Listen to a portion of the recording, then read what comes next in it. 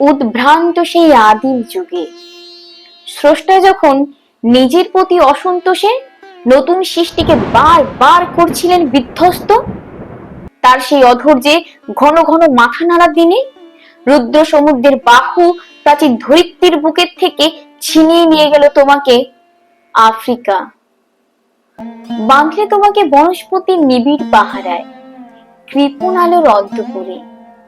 সেখানে নিবিত অবকাশে তুমি সংগ্রহ করছিলে দুর্গমের রহস্য, চিনছিলে জল স্থল আকাশের দুর্বোধ সংকেত।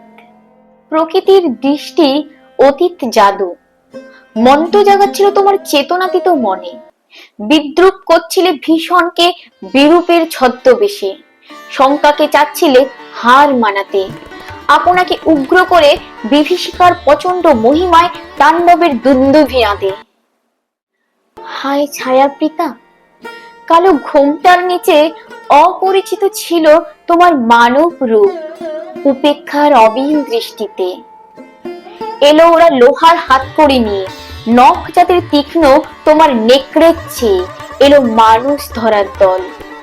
গর্বে যারা অন্ধ তোমার সূর্যহারা অরণ্যের চেয়ে, সভ্যের বর্বর লোক নগ্ন করলো আপন নির্লজ্জ অমানুষতা।